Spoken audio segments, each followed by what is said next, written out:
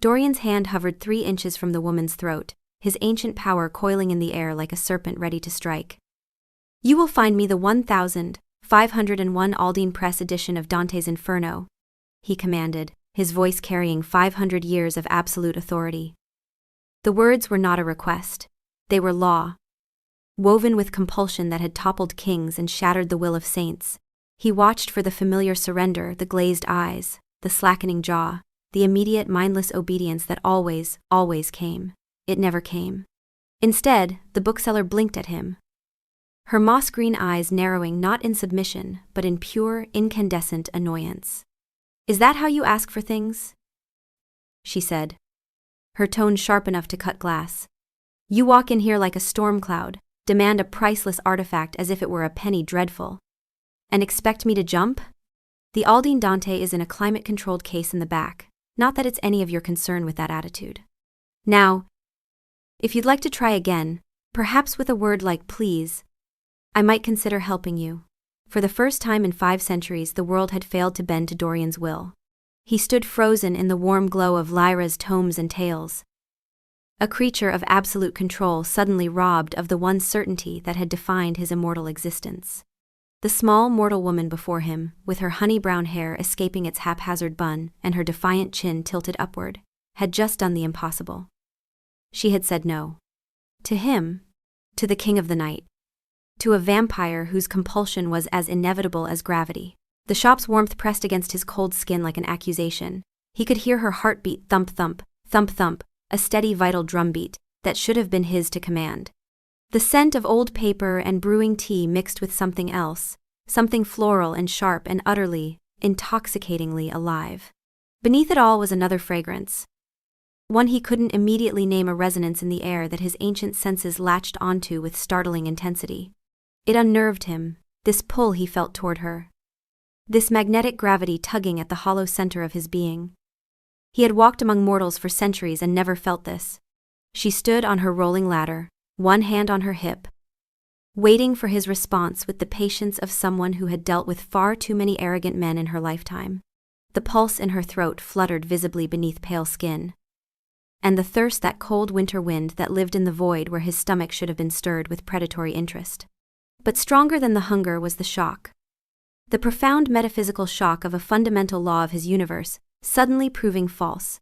He tried again, pouring more of himself into it, a torrent of will that could make a saint renounce his faith.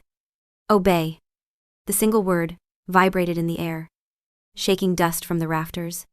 It should have dropped her to her knees. Instead, Lyra flinched not from compulsion, but from the sheer acoustic force of it. She took a deliberate step down the ladder, planting her feet firmly on the floorboards, and crossed her arms over her chest. The warmth radiating from her body seemed to push back against the cold that emanated from him. No, she said, her voice quiet but unyielding. I will not. I don't know who you think you are, but I have dealt with enough arrogant men in my life to recognize one when he darkens my doorstep. You may be richer or more powerful than most, but you will not command me in my own shop. Now, either ask me like a civilized person or get out. Fury washed through him, cold and absolute. It was the ancient rage of a god whose altar had been spat upon. He took a step toward her, the predator finally breaking through the veneer of the weary aristocrat. His vision narrowed, the vibrant colors of her shop fading to gray, all except for the brilliant, impossible crimson of the life beating within her. The thirst roared, demanding he shatter this anomaly, drain this defiant life from her, and restore the natural order of his world. But beneath the fury, something else was happening. Something new. The shock of her defiance wasn't just an insult, it was a spark. A searing, brilliant point of light in the endless gray expanse of his existence. The resonance, the pull he had felt upon entering, now made a terrible, exhilarating sense. For the first time in centuries, he wasn't bored. For the first time in centuries, someone had looked at him, not with fear or reverence, or mindless obedience, but as an equal. And in that moment, the fury was eclipsed by a wave of utter soul-shaking fascination. Who was this woman? This impossible, infuriating, gloriously alive creature who could look a king of the night in the eye and say no? The hunt for a rare book had just become the hunt for a rare soul. He had come to this shop seeking a distraction from 500 years of crushing ennui, a way to pass another hour of the endless night. He had ruled this city and its shadowed inhabitants with absolute authority, a king on a throne of ice presiding over a kingdom of ghosts. His power had never failed. Not once. Not against holy men fortified by faith, nor against madmen shielded by insanity. His compulsion was as certain as the rising of the sun, the very sun that would burn him to ash. For it to have no effect on this bookseller was as if gravity had ceased to apply to a single, stubborn stone. Without another word, he retreated from the bookshop, a silent wraith swallowed by the night. But the silence he returned to was different. It was no longer empty. It was filled with the echo of a single, defiant heartbeat, and the memory of moss-green eyes that held no fear. The stillness of his castle felt less like peace and more like a cage. He paced the length of his library, a vast, cavernous chamber, lined with the accumulated knowledge of a millennium. The books, his silent companions for centuries, offered no comfort. Their wisdom was static, ink on vellum. What he had just witnessed was a living paradox, a refutation of the fundamental laws that governed his world. His compulsion was not a mere trick of the mind. It was an extension of his being, a filament of his ancient will that reached into the lesser consciousness of mortals and rewrote their reality. He ran a cold hand over his face, the skin smooth as polished marble.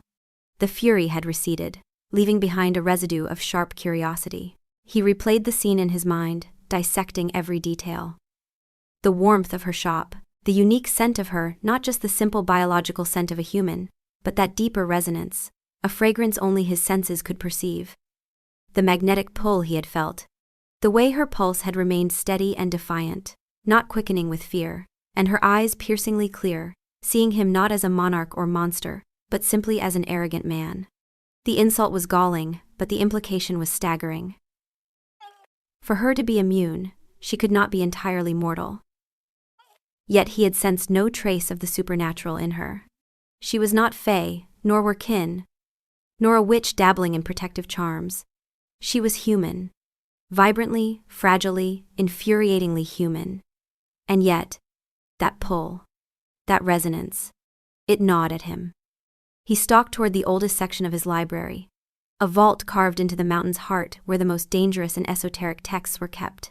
These were not books for idle reading. They were artifacts of power, bound in human skin and written in blood and tears. He sought a particular volume, a pre-Sumerian codex he had opened only twice in over 300 years. The first time had been out of idle curiosity in his younger, more hopeful centuries. The second had been a desperate search for meaning during a particularly bleak period of ennui. Both times, he had dismissed its contents as romantic myth, wishful thinking from vampires who could not accept the totality of their isolation. Its title, loosely translated, was The Echoes of the Blood. The air in the vault was colder still, heavy with the weight of forgotten ages. He found the book chained to a basalt lectern. The lock, forged in a city long since turned to dust, sprang open at his touch.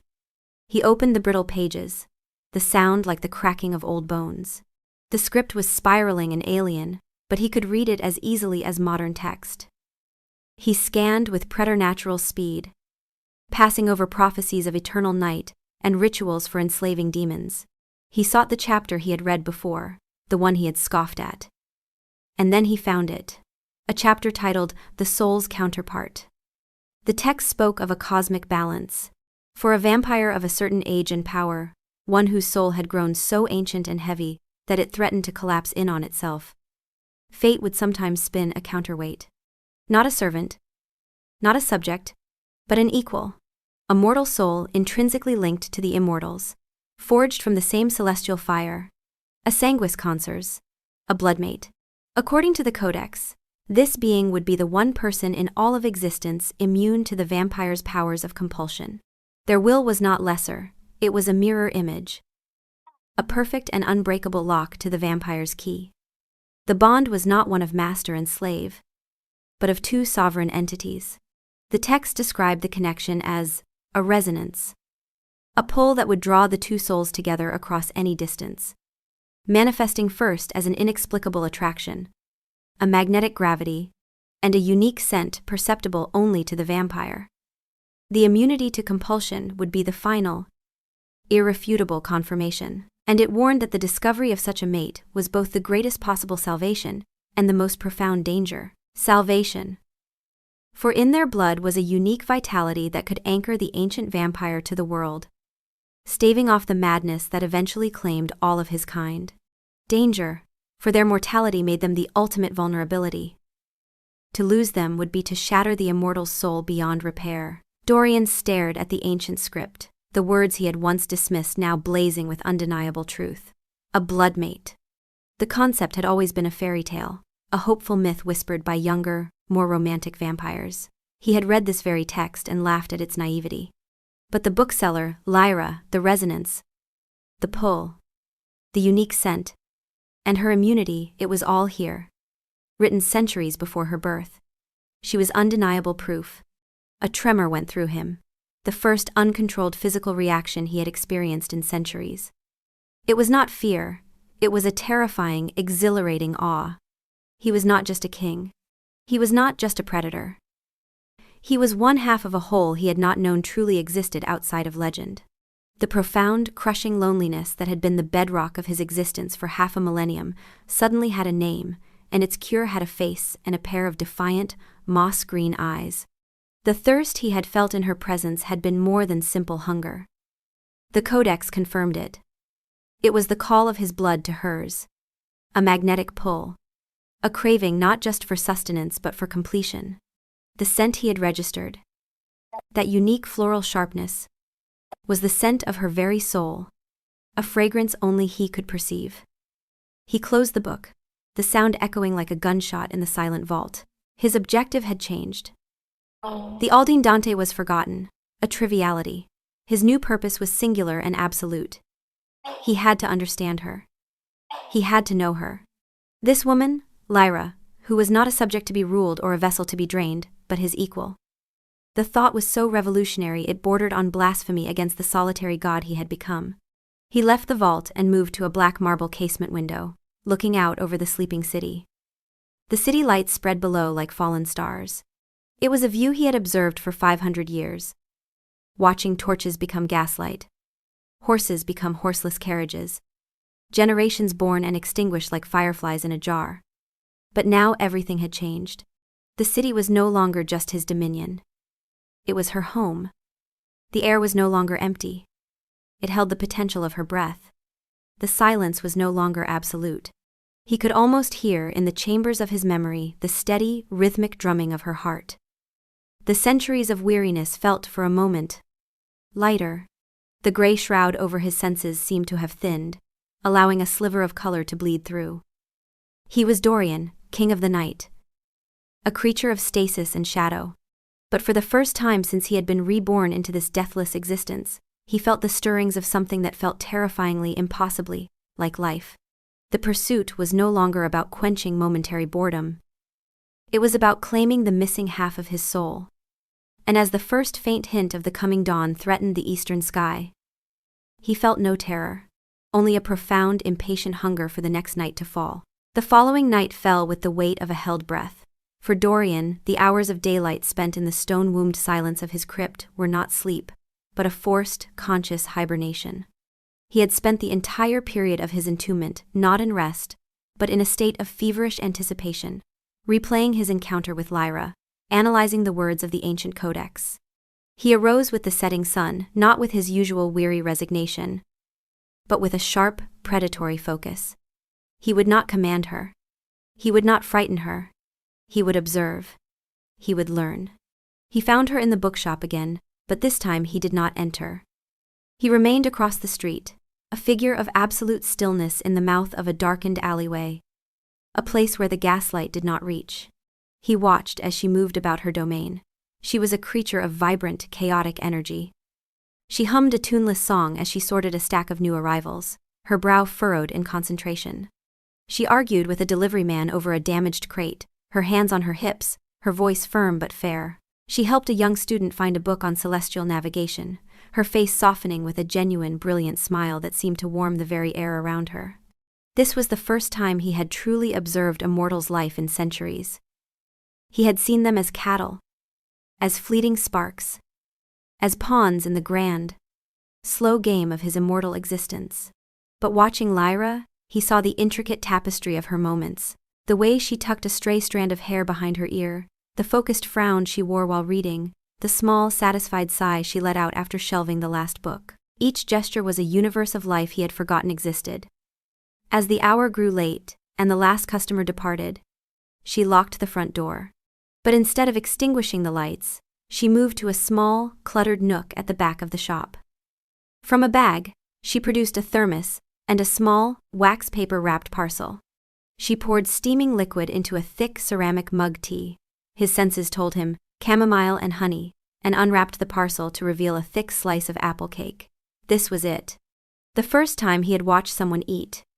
He had seen mortals feast at banquets from a distance, of course. But that was a spectacle of gluttony. This was different. This was sustenance. This was life refueling life. He watched, transfixed, as she lifted the mug to her lips. The steam ghosted across her face, and he could almost feel its impossible warmth on his own cold skin. She took a sip, and her eyes closed for a fraction of a second in simple, animal pleasure. The warmth of the liquid flooding her system, a sensation he could only recall as a phantom limb of memory. Then she took a bite of the cake. She chewed slowly, deliberately. He could imagine the texture. The sweetness of the apple. The spice of the cinnamon. For him, such a thing would be ash and dust on the tongue. A revolting mockery of flavor. For her, it was a moment of quiet joy. It was a small act, mundane to any other observer, but to Dorian it was a profound ritual, a confirmation of the chasm that separated them. She was a creature of warmth and flavor and change. He was a creature of cold and void and stasis. He found himself stepping out of the alley, drawn by an irresistible gravity. He crossed the street, his steps still silent, and stood before the glass front of her shop. She did not see him at first, lost in her simple meal. He simply watched, his reflection absent from the glass, a void in the streetscape. Then, she looked up. Her eyes, scanning the empty street, snagged on his form. She didn't gasp this time. Her body went still, the mug halfway to her lips. Her gaze was wary, questioning. He saw the pulse in her throat quicken, a subtle flutter. Thump, thump, thump. The sound was a siren's song in his mind. He made no move to enter, no gesture of threat. He simply met her gaze through the glass, a silent acknowledgement of their shared space. He was the night outside, she was the warmth within. The thermal contrast was a palpable thing, a shimmering tension in the air between them.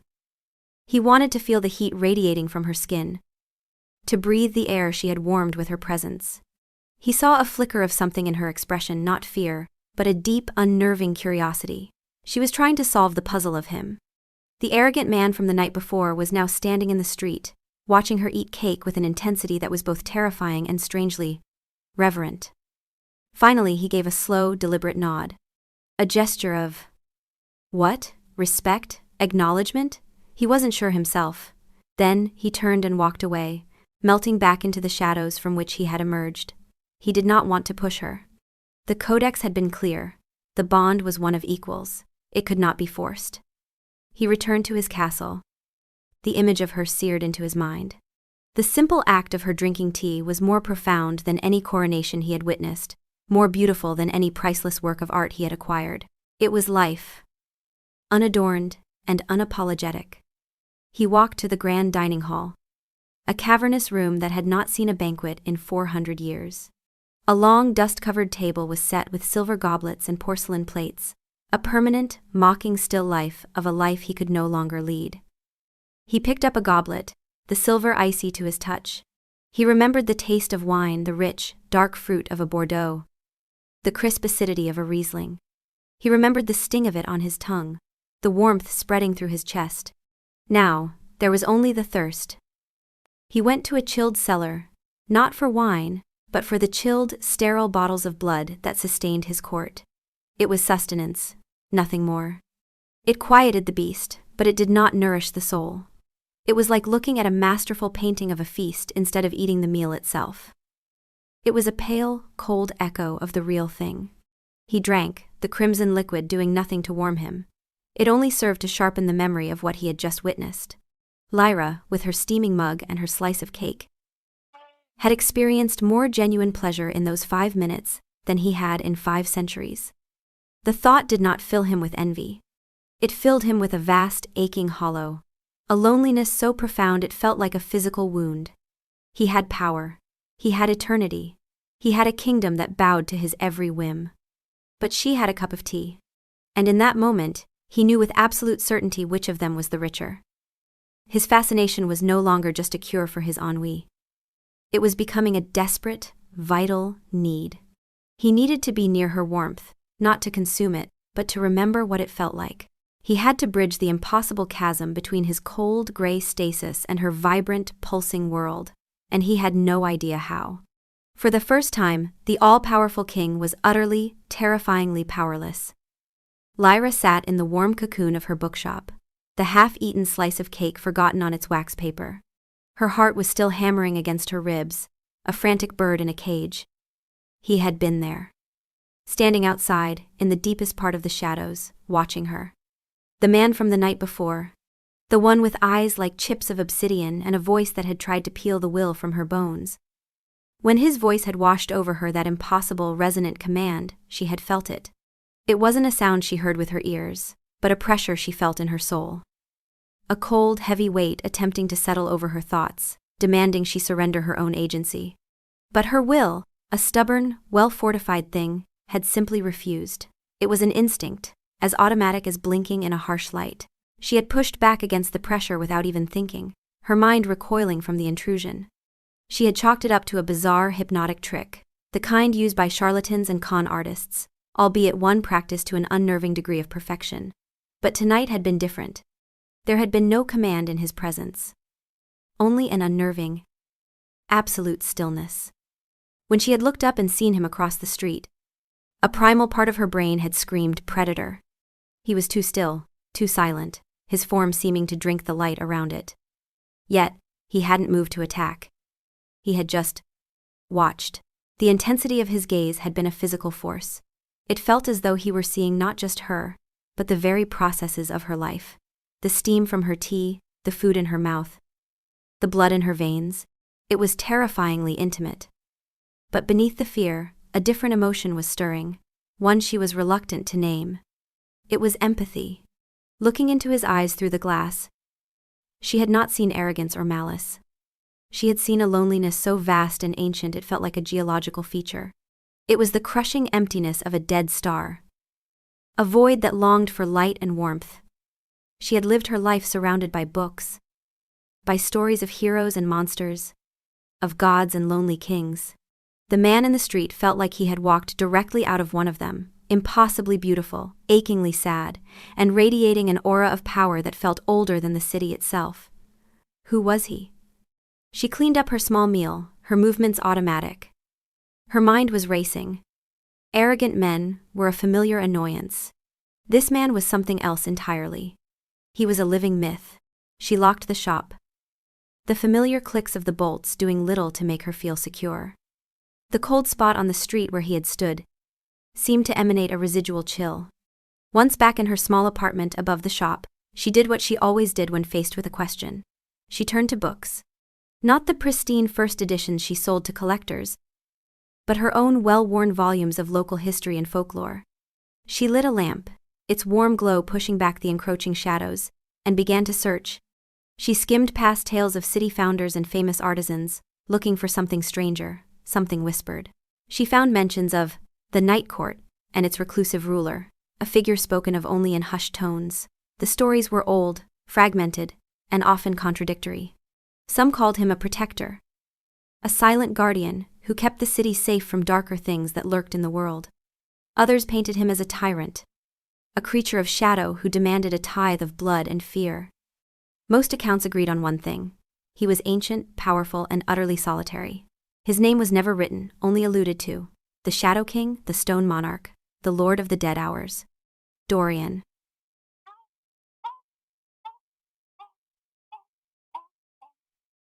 He had not given his name, but the name echoed in her memory from some half-forgotten society gossip she'd overheard. Dorian, the city's mysterious, nocturnal benefactor, who owned half the property on this side of the river but was never ever seen in the daylight.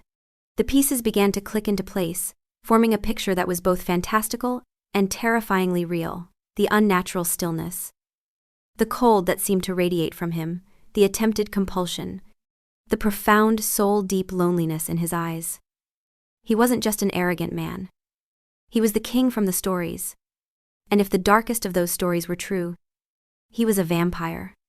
A shiver, completely unrelated to the temperature of the room, traced its way down her spine. Fear was a part of it. A sensible, rational fear of a creature from a nightmare. But it was overshadowed by a dizzying sense of wonder and a profound, aching pity. To live for centuries, to hold such power, but to be utterly alone, unable to feel the sun or taste food or enjoy the simple, warm company of another living being. It was a tragedy, on a scale she could barely comprehend. Her defiance in the face of his command suddenly seemed less like bravery and more like a cosmic anomaly. Why had it failed? Was there something different about her? Or was he simply not the all-powerful monster the legends claimed? She thought of his eyes again, the way he had looked at her mug of tea. It wasn't hunger she had seen. It was longing. A desperate, hopeless longing for a life he could only observe through a window. He was a ghost haunting the edges of the living world. The anchor of her reality had been pulled loose. Her world of paper and ink, of quiet routine and simple pleasures, had been invaded by a creature of epic sorrow and mythic power. She should have been terrified. She should have been packing her bags, ready to flee the city and its shadowed king. But that wasn't her nature. Lyra was not a runner. She was a reader, a solver of puzzles. And Dorian was the most compelling, heartbreaking mystery she had ever encountered. Her anger at his initial arrogance had curdled into something far more complex: understanding, empathy, and, most dangerously of all, a deep, resonant curiosity. She felt the pull of his story, the desire to read the untranslated pages of his long, lonely existence. She went to bed that night, but sleep did not come easily. The silence of her own apartment felt different now, thinner. She found herself listening for a footstep that would make no sound, for a presence that would announce itself only with a sudden encroaching cold. She was afraid, but she was also, inexplicably, waiting for the next chapter to begin. A week passed in silence. Each night, Lyra worked late in her shop. A part of her coiled in nervous anticipation, listening for the telltale chill in the air, watching the shadows across the street. But he did not appear. The silence from him was more unnerving than his presence had been. It gave her too much time to think, to doubt her own memories, to wonder if the entire encounter had been a stress-induced hallucination. But the memory of his eyes, of the failed compulsion, was too vivid to dismiss. Then, on the 8th night, a courier arrived. He was an old man with a face like a weathered map, dressed in a simple, dark livery that bore no crest. He handed her a single, heavy cream envelope, bowed stiffly, and departed without a word. The envelope was sealed with a wax seal she didn't recognize, a stylized raven with a crown. Her name, Lyra, was written on the front in an elegant, archaic script that flowed like black silk. Her hands trembled slightly as she broke the seal. The card inside was as thick as a book cover. The message was brief, the same perfect script as the envelope. I have a library that may be of interest to you. I would consider it a privilege if you would consent to view it. Midnight. 3 days hence. Below the invitation was a simple instruction. A carriage will await you. There was no signature, but none was needed. It was not a command. The phrasing was careful, deliberate. Consent. Privilege. It was a request. An invitation. From a king who had never needed to ask for anything in his life. Her mind screamed at her to burn it. This was madness. This was walking into the lion's den, the spider's parlor. He was a creature of night, a legend steeped in blood and fear. But her heart, that stubborn, foolish organ, whispered a different counsel. It reminded her of the loneliness in his eyes, the shift from command to observation, and now, to a formal, almost courtly request. This was a deliberate act, a change in strategy. He was trying to meet her on her own terms, in a language he knew she would understand, the language of books.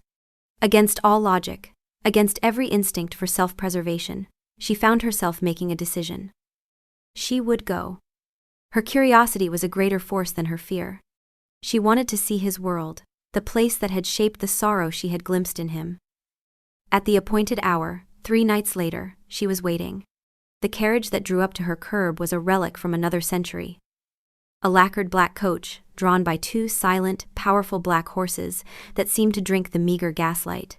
The driver, the same old man from before, simply opened the door for her. The interior was upholstered in deep burgundy velvet, cool and silent. The ride was unnervingly smooth, as if they were gliding over the cobblestones rather than riding on them.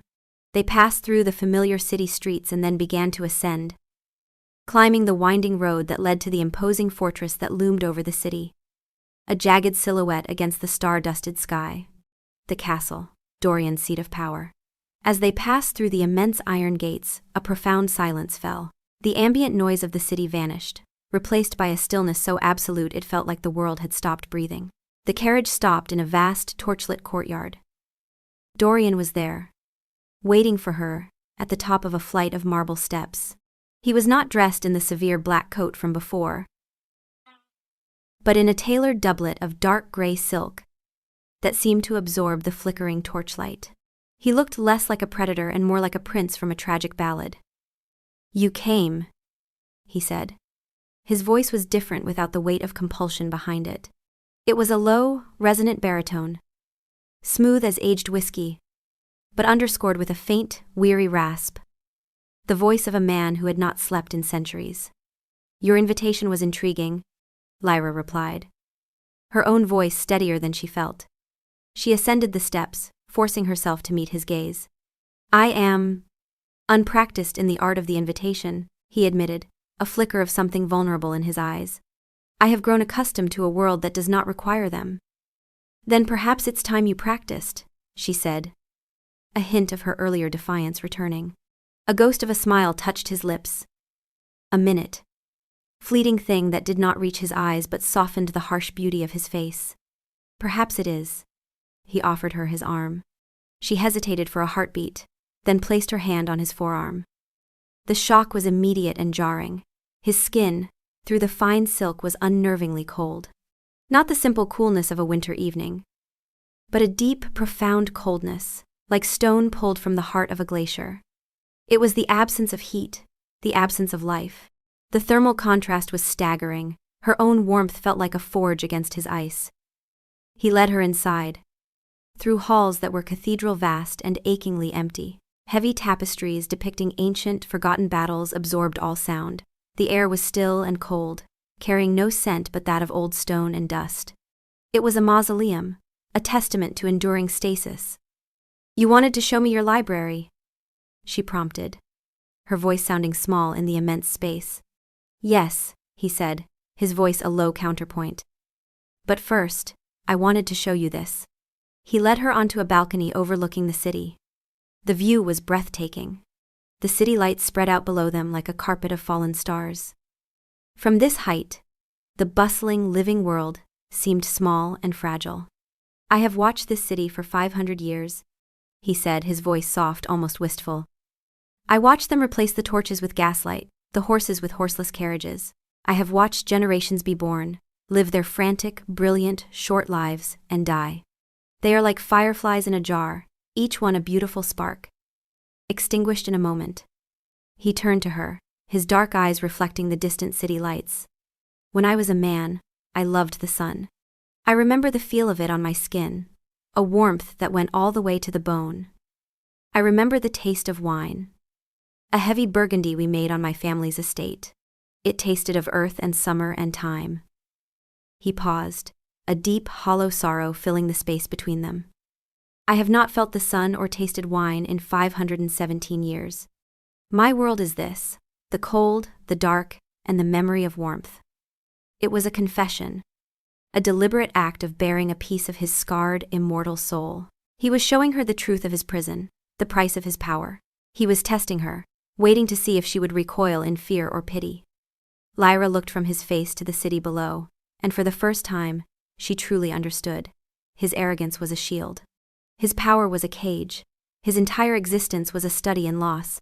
She felt the cold of his arm through her sleeve, a constant reminder of the life he had been denied. She did not pull her hand away. Instead, her fingers tightened slightly on his arm, an involuntary gesture of, not pity, but solidarity, an acknowledgement of his pain. "It must be lonely," she said, the words inadequate but honest. He looked down at her hand on his arm, his expression unreadable. "I had forgotten the meaning of the word," he said, his voice barely a whisper, "until you reminded me."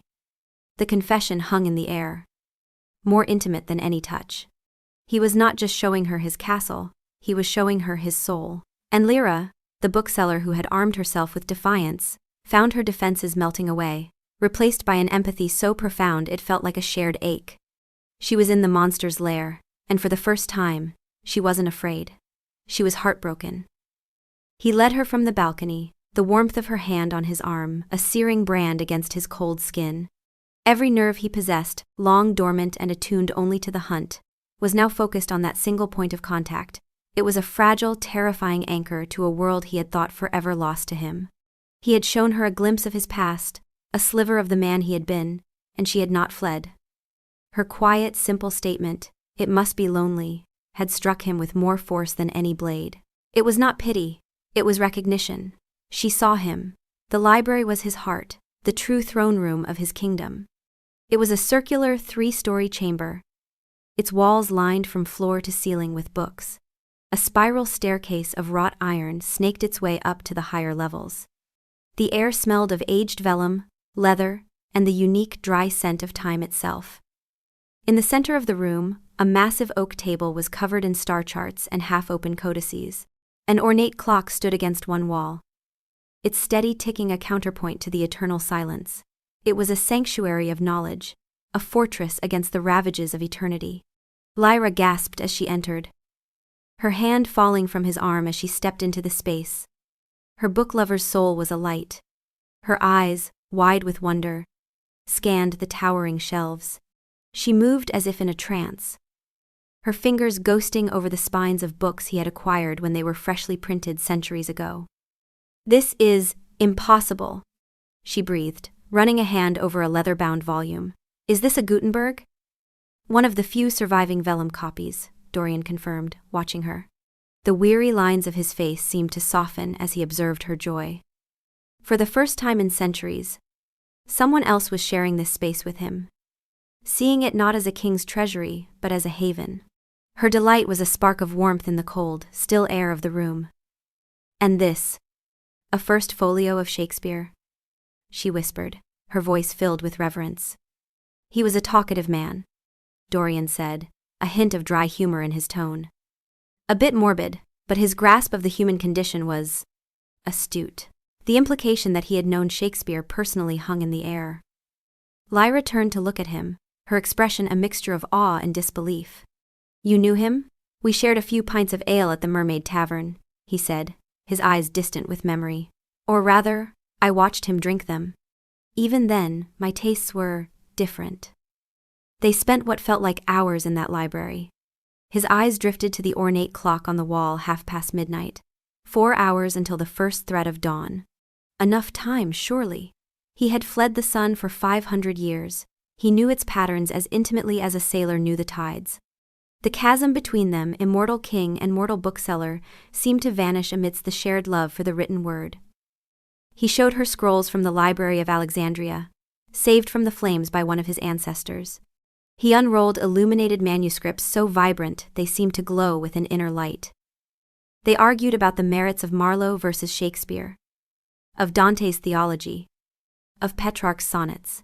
He found himself talking more than he had in a century. The words rusty at first, then flowing more easily. He spoke of the past as if it were yesterday, of historical figures as if they were old acquaintances. And she listened, her intelligent eyes alight with questions, challenging his assumptions, offering her own insights. She was not intimidated by his age or his knowledge. She met him as an equal, her intellect a bright, sharp flame. His gaze flickered to the clock again, 2 hours until dawn. Still time. But the margins were narrowing. As the night deepened, the initial tension between them eased into a comfortable, charged silence. He found himself standing near her as she examined a fragile manuscript, close enough to feel the subtle aura of heat that radiated from her body. It was a clean, vital warmth, and it called to every cold, dead cell in his body. He could smell the faint, unique scent of her skin, a fragrance of old paper, chamomile, and something indefinably her. It was a scent that made the thirst rise in him, not as a violent hunger, but as a deep, profound ache. A yearning. He watched the pulse beating in her wrist as her hand rested on the ancient page. The ache of the unreachable was a physical torment. To be so close to this vibrant life, to the one soul in all of existence that was his counterpart. And to be unable to touch her. To bridge that final, terrible gap, he lifted his hand, his long, pale fingers hovering in the air just inches from her own. He wanted, more than he had wanted anything in his immortal life, to feel the warmth of her skin, to feel the thrum of her pulse beneath his fingertips. But he knew what that touch would mean.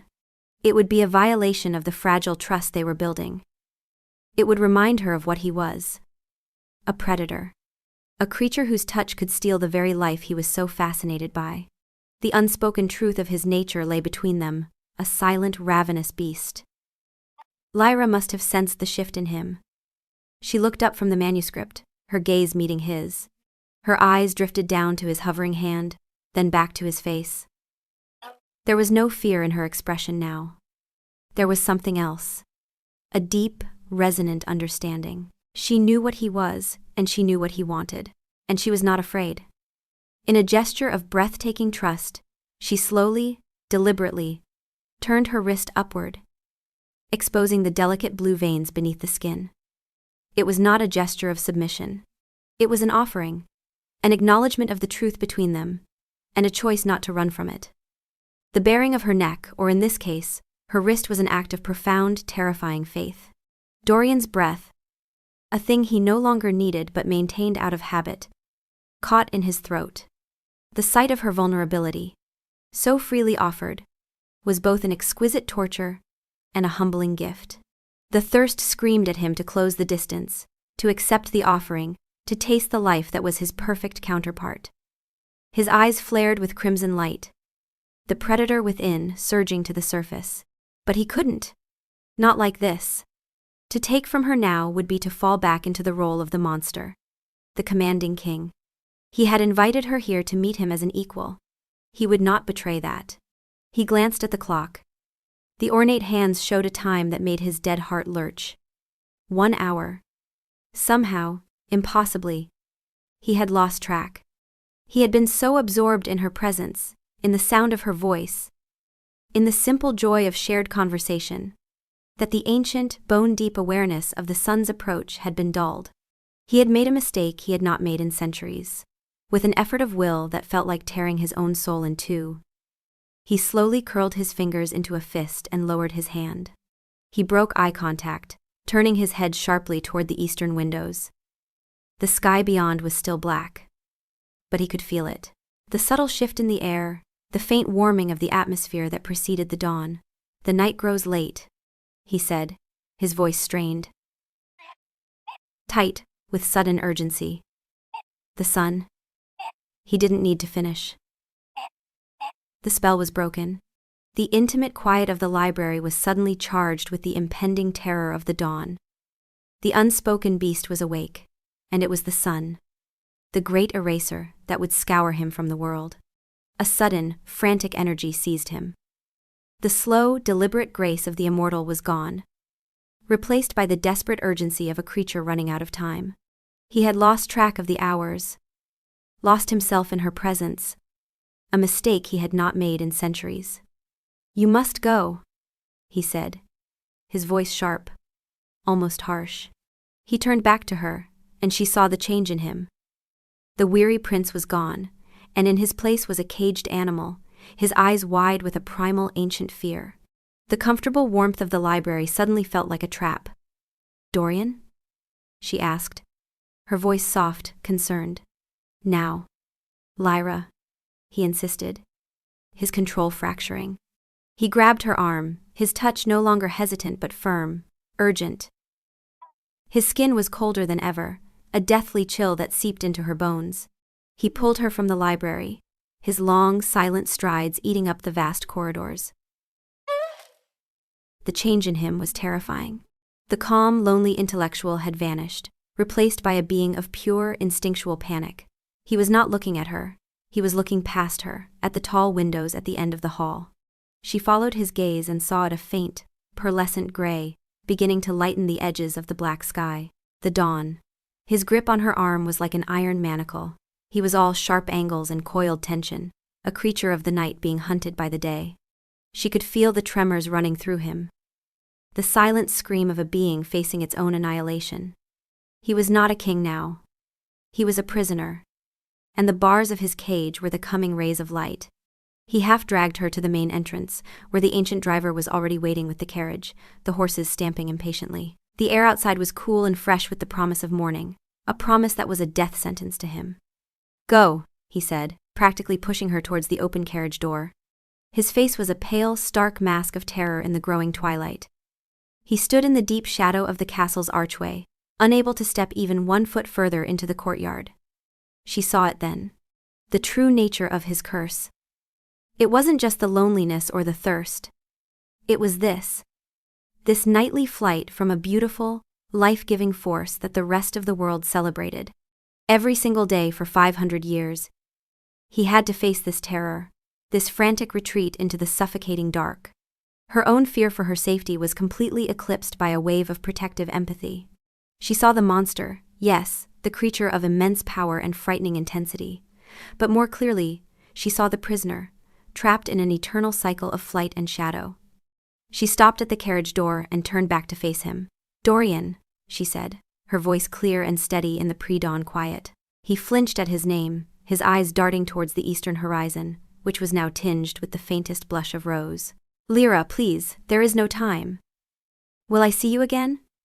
she asked, the question bold, almost reckless. He stared at her. His expression a maelstrom of shock, fear, and something else. A desperate, drowning hope. He could not answer.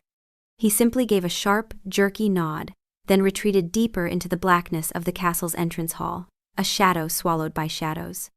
She got into the carriage, and the door closed, plunging her into the velvet darkness. As the coach sped away from the castle and down the mountain, she looked back. The fortress was a dark, jagged wound against the lightening sky. She imagined him deep within its stone heart, alone, waiting out the terror of the day, and her heart ached with a pain that was not her own. She had gone to his castle expecting to find a monster, and had instead found the most profound tragedy she could have ever imagined. Her hatred had long since vanished. Her understanding had deepened into something far more dangerous, something that felt perilously close to desire. Not a desire for the king or the predator, but for the lonely, terrified immortal trapped beneath. The next night, he came to her, not to the shop, but to the small apartment above it. He did not use the door. She was sitting by her window, unable to read, her mind still replaying the frantic dawn at his castle, when she felt it, a sudden, sharp drop in temperature. She looked up to see him standing on her small wrought-iron balcony, a place no mortal man could have reached. He looked haggard, his aristocratic composure stripped away, leaving something raw and vulnerable in its place. The terror of the dawn still clung to him like a shroud. "I apologize for my behavior," he said, his voice quiet, strained. "The sunrise is an old enemy. You don't have to apologize," she said, her voice equally soft. She opened the French doors to the balcony. "Come in." He hesitated. A king unused to being invited into such a small, humble space. Her apartment was the antithesis of his castle. It was cluttered, warm, and filled with life. A half-finished scarf lay on a chair, knitting needles still in the ball of yarn. A wilting flower sat in a vase on the table. The air smelled of her, of books and tea. It was a space so intensely messily alive that he felt like a desecration just by being near it. He stepped inside, and the small room seemed to grow colder, the shadows deeper. He stood awkwardly in the center of the room. A creature of vast empty spaces confined by 4 walls of a mortal life. "I should not have brought you to the castle," he said, his gaze fixed on the floor. "It was selfish. I lost track of time. I put you in the path of my weakness." "You showed me the truth," she countered, taking a step closer. "You didn't have to do that." "Yes," he said, finally looking up at her. His eyes were dark pools of exhaustion and ancient pain. I did. Because I need you to understand. I cannot command you. The fates, in their infinite cruelty or infinite wisdom, have made it so. I have searched the oldest texts. You are what my kind call a bloodmate, my equal, my counterpart. He said the words as if they were a death sentence. It means your will is your own. Always. It means my power is nullified in your presence. It means that for the first time in my existence, I am faced with a choice that is not my own to make. He took a hesitant step towards her, his movements stripped of their usual fluid grace. He seemed almost fragile. Lyra, my life is an eternity of this. He gestured vaguely, indicating the night outside, the cold within him, the memory of his frantic flight. It is a gray, silent, endless expanse. I rule it. But I am its prisoner. For 500 years I have not felt warmth. I have not tasted food. I have not known a moment's true rest. I am a collection of memories and appetites, a ghost wrapped in a predator's skin. His voice was raw with a vulnerability she knew must be costing him everything. This was his ultimate confession, laying the full, wretched truth of his existence bare before her.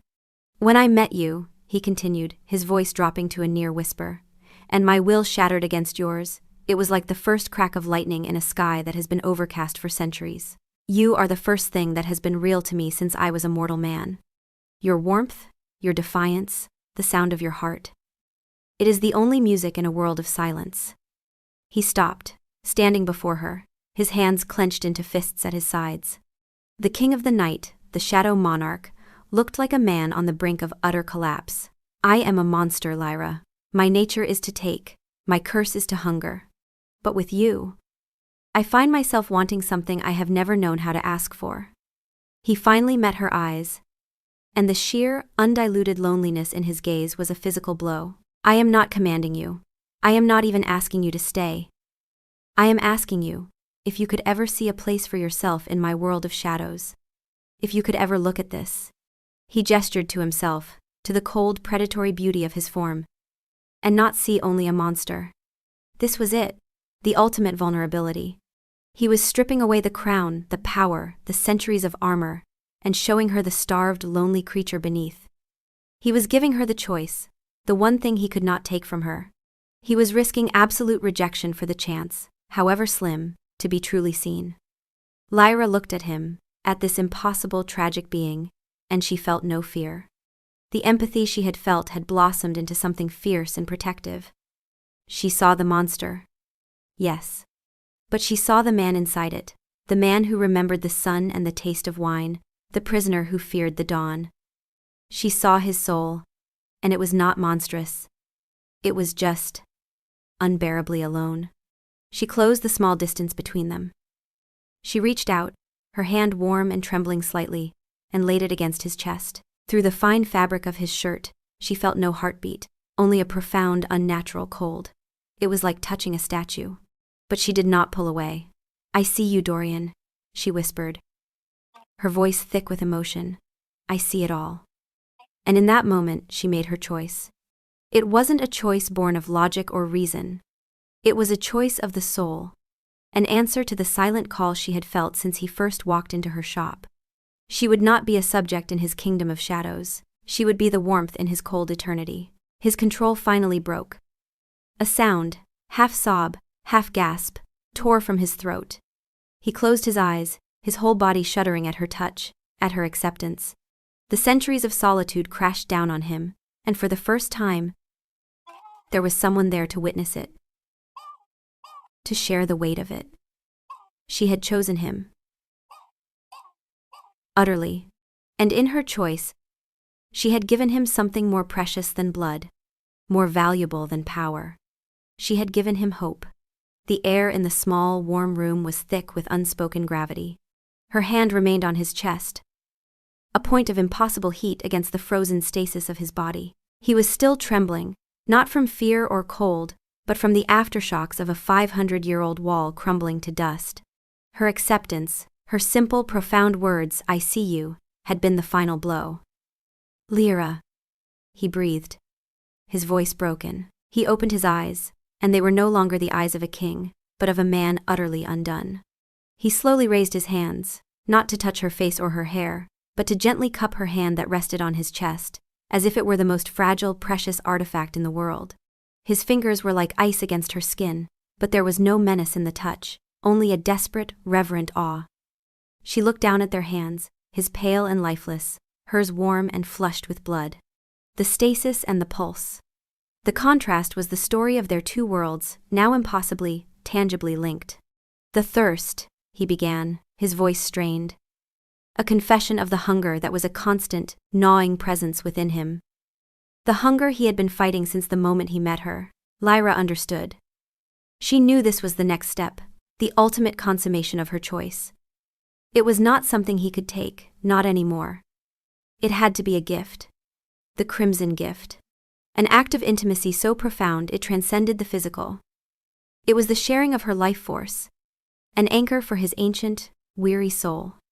Fear, a small, rational tremor, finally made itself known. This was the precipice, the final, irrevocable step into his world. But when she looked into his eyes, she saw his own fear. A terror that she would change her mind, that she would see the predator and recoil. His fear was greater than her own. And in that moment, her resolve hardened into certainty. Slowly, deliberately, she withdrew her hand from his chest. His expression faltered, a flicker of despair crossing his features. But she did not step back. Instead, she lifted her hand to her own throat, her fingers brushing against the pulse that beat there, the rhythm he had been so fixated on from the very beginning. Then, she tilted her head to the side, baring the pale, vulnerable column of her neck. It was an act of ultimate faith, a silent offering that spoke louder than any words. "I trust you. I choose you. I am not afraid." Dorian's breath hitched. His eyes, which had been dark with sorrow, now flared with a crimson light, the predator within him rising to the surface, drawn by the scent of her life, the sight of her surrender. His fangs, sharp and white, descended over his canines, an involuntary, primal response. He took a step closer, his body moving with a fluid grace she had not seen since that first night. He was the monster now, in all his terrible beauty. He lowered his head, his face hovering just inches from her neck. She could feel the chill emanating from him, a stark contrast to the heat of her own skin. She could hear his sharp, controlled intake of breath, the scent of her blood driving him to the edge of his formidable control. She did not flinch. She held his gaze, her heart hammering a wild, frantic rhythm against her ribs. Thump, thump, thump. He closed his eyes, a tremor of pure agony and ecstasy running through him. "Lyra," he whispered, his lips brushing against her skin. The contact was electric, a shock of ice and fire. "Are you certain?" "Yes," she breathed. The single word, a vow. That was all he needed. He did not descend upon her in a frenzy of hunger. The act, when it came, was one of incredible tenderness. He pressed a soft, cold kiss to the skin just below her ear, a gesture of reverence. Then, he moved to the pulse point, and she felt the sharp, brief sting as his fangs pierced her skin. It was not a pain of violence. It was a sharp, clean shock that dissolved almost instantly into a wave of dizzying pleasure. A warmth spread through her veins, a languid, liquid heat that seemed to emanate from the point of contact. She felt her own energy, her life force, flowing out of her and into him. It was an oddly intimate sensation, like sharing a breath, or a thought. She felt his body shudder as he drank. A low groan of pure, unadulterated relief vibrated from his chest into hers. This was not the sterile, lifeless sustenance he was used to. This was life. This was connection. This was the taste of his other half, the balm to a wound that had been festering for 500 years. Her knees felt weak. She swayed, and his arm came around her waist instantly, holding her up, supporting her. He held her with a gentleness that belied his immense strength. He was taking from her, yes, but he was also holding her, protecting her. It was an exchange, not a violation. The thirst roared within him, a beast unchained, demanding more. Every instinct, every fiber of his predatory nature screamed at him to drink deeper, to drain her, to sate the 500-year hunger that gnawed at his core. His hands trembled with the effort of restraint. He could feel her heartbeat beginning to slow, the rhythm faltering ever so slightly. The beast within clawed at his control, whispering that just one more pull, one more taste, would fill the void. For one terrible, heart-stopping moment, his control slipped. He took one pull too deep. Her heartbeat stuttered thump, thump, thump, and the change in rhythm was like a slap to his face. Cold terror flooded through him, colder than his own dead veins. He had almost no. With a wrenching effort of will that felt like tearing himself in half, he forced himself to stop. He withdrew his fangs, every muscle in his body screaming in protest. The thirst was a roaring furnace, unsated, furious at being denied. His entire frame shook with the strain of holding back. He licked the small wound, and she felt her skin tingle as it sealed instantly, leaving no trace. He lifted his head, gasping, an unnecessary reflex born of sheer emotional overload. His eyes were still blazing crimson, but now they were also wide with barely contained panic at how close he had come to losing her. He had drunk for only a few moments, far less than the deep hunger demanded. But it had been enough. Enough to remind him what he was. Enough to terrify him with his own capacity for destruction. And yet, despite the struggle, despite the near failure, the change in him was astonishing. The crimson glow in his eyes slowly softened to a warm, ember-like light. The weary, haunted lines on his face had eased.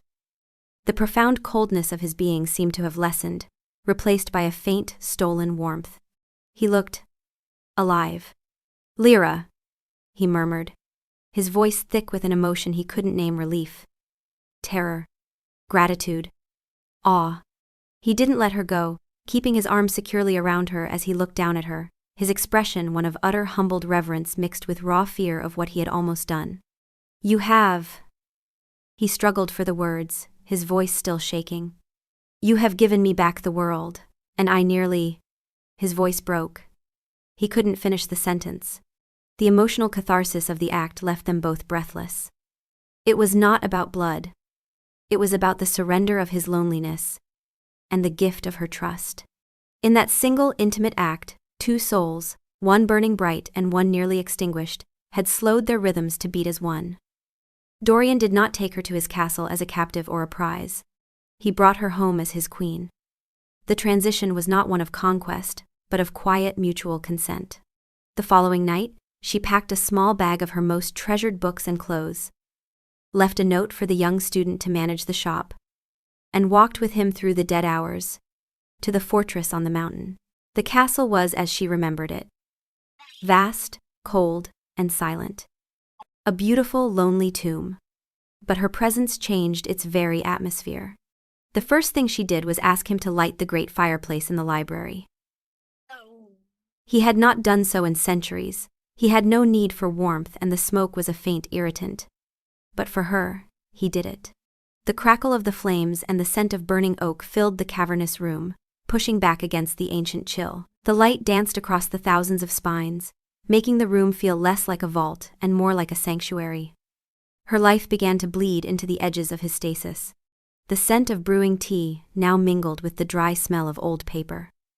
A half-finished blanket lay across a chaise lounge that had not been touched in 100 years.